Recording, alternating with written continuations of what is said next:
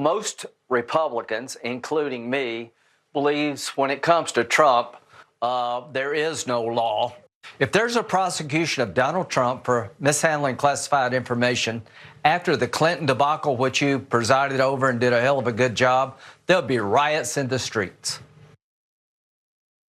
So look, Lindsey Graham had to be our Monday menace because we just wanted to cruise through a nice weekend, relax a little bit. And here's this guy who a couple years ago was pretending that he was for the rational part of the Republican Party, now threatening mass violence in the streets if Donald Trump faces the apparently necessary but probably not coming consequences for the laws that he broke. Lindsey Graham is the guy, by the way, who tweeted, if we nominate Trump, we will get destroyed and we will deserve it in May 2016. It was this last stand of supposed strength. It's his Josh Hawley fist in the air, except there was no strength there.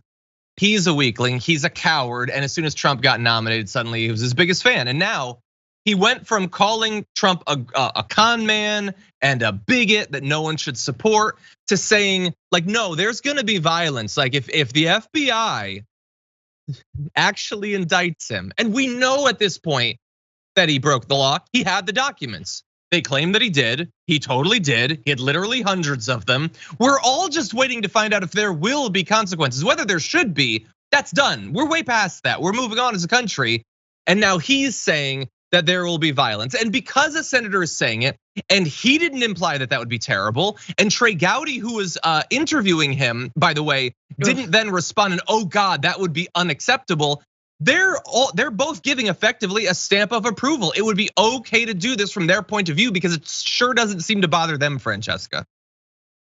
No, I mean, this is, again, they want to play with this fire. Haven't we learned enough? Storming the streets? Who cares about that? What about storming the Capitol? That's the same day that Lindsey Graham was like, enough is enough, Biden won the election. That's not good enough. That's not good enough for the base that you cultivated, you paved the road for, and now you're scared to death of, right? You're just happy that it wasn't your name they were chanting in terms of, who to hang. You're just glad you weren't the vice president. Like it's an amazing combination, this cocktail of like sycophantry and playing with fire, like fascism and sycophantry. Like it's just like, you gotta wonder if the road to like the Third Reich and like the rise of Hitler was paved with such amount of like weird cowardice about the guy that you support. Like it's like you either support this rise to fascism or you don't, but it's kind of this constant like, I don't know, I guess people in the streets are gonna get mad, and I guess, well, now we have to lock people up. Oops, now we're gassing people. Like it's just this weird yeah. Well, now my family was hauled away in front of me, and yeah, now I should be. Well, and your head is in the gallows, and like Lindsey Graham's like, well, what are you gonna do? It is amazing to me that like people get upset about the semi-fascist remark that Biden made when like we literally are being marched into yet another, whether it's Trump, whether it's DeSantis, it doesn't matter. We're being groomed for fascism here. And the Republican Party is folding. I mean, they fold time and again. Yeah, they attacked him for semi-fascism. Well, semi-fascism was what, 21 years ago or so? Like that was fairly semi-fascist. But no, you have Lindsey Graham, who apparently thinks it's fine. By the way, you could say it would be wrong, but I think it might happen. It's something that should be considered. And so I'm calling on Donald Trump to stop lying to people about the investigation of Mar-a-Lago. Stop lying and pretending that there's no basis for it. Stop getting people to freak out and threaten the judge, the FBI, individual people like involved in the case, which by the way, they have been doing. So I'm gonna jump ahead just a little bit. I'll remind you, Trump sent that message to Merrick Garland, the country's on fire, what can I do to reduce the heat? That was like weeks ago at this point. Has he been trying to reduce any heat? Has he been trying to get people to be less frothing at the mouth, furious at the deep state, supposedly trying to take him down? No, he hasn't done any of that. And so the judge who signed the warrant, Bruce Reinhardt, has been doxxed and threatened. His synagogue had to cancel a service due to the threats that the judge had received. So they're not only going after a judge who didn't do it, and apparently was totally right, to allow this search because, by the way, they had the documents there.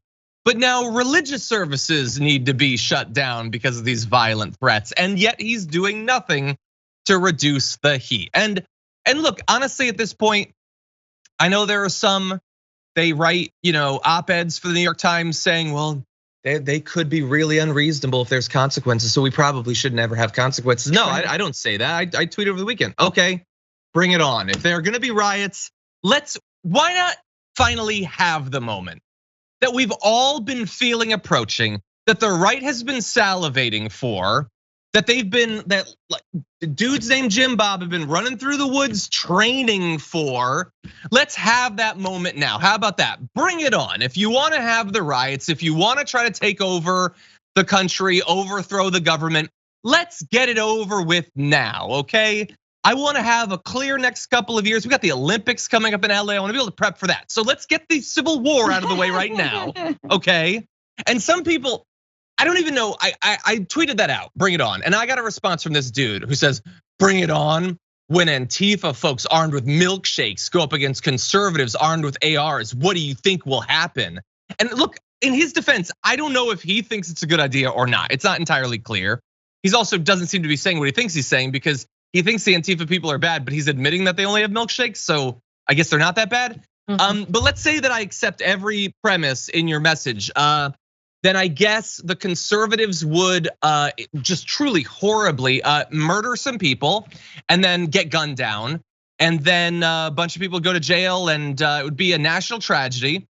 And then it would be over and then we would move on. It would be terrible. I don't know why you'd want to be on the side of that brief, disgusting stain on our history of people who might be affiliated with you politically, killing innocent people to protect a billionaire who definitely did the crimes. I don't know why you'd want to be on that side, but they're not going. What do you think is going to happen? They're going to gun down some Antifa, and then Trump is president again. That's what'll happen.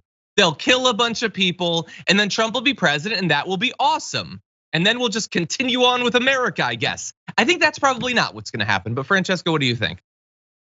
I mean, look, I get it. Like wanting to get this over with. I'm about to bring a new life into the world. I'm like, do civil war now. You know what I'm saying? I'll hide. It'll be chill. Get your yayas out. As you're practicing in the backwoods. But yeah, it's it's at once funny, but also incredibly terrifying and scary. And I do feel like mainstream news and generally those who love to just like rubberneck violence do want that moment. Like January 6th was terrifying and awful for everyone and none the least our democracy and our democratic process. But the media loved it. And in terms of the way the media responds to like the violence, you can feel it, right? It's not only that they're afraid, they like to be afraid of the base. They're like, ooh, what if they do something? Then we could cover it. And we just have like endless 24-hour coverage and it'll be really good. I mean, it's terrible for the country, but it's good for my pocketbook. And I have to say that because it is scary the way we would rather focus on like right-wing militias and what's Trump's base gonna do versus like the massive amount of union drives that are going on in this country, unprecedented, right? The people who are unionizing all over the country. And like, nah, that's boring. No, we don't wanna talk about the Amazon warehouse that's unionizing now. No, let's talk about like, let's talk about like the Trumpers and like the crazies. So like, I just wanna name that like our media is so focused on hoping that there's some kind of violence. But you're right, that here's the question is, depending on who's in power is how much they'll get gunned down, right? Like you saw what happened on January 6th. I do believe, like it was a transition moment. I don't know if it would have been they would have gotten as far if it were now. Yeah, I want to be clear. I was being sarcastic. Yes. I don't want mass murder in the streets as a general rule for this situation, but you can also just carry that forward unless I say otherwise. I don't want mass murder in the streets. But John, we've had it, right? We had not just January 6th, we had the Unite the Right rally, which was a moment, which was like, oh man, we're the baddies. We look crazy with our shields and swastikas or whatever. And we killed someone. Like there's been all these sort of coming out parties, and I feel like January 6th was also one of them. And they all go back into the holes and they realize that they're not leading with their best foot forward. And yet the Republican Party keeps on trying to legitimize their violence. They're like, okay, guys, when we do the next semi-civil war, instance, don't be as nuts. Don't bring the shields. You know what I mean? And that's what the Lindsey Grahams are doing. That's what the people in office are doing.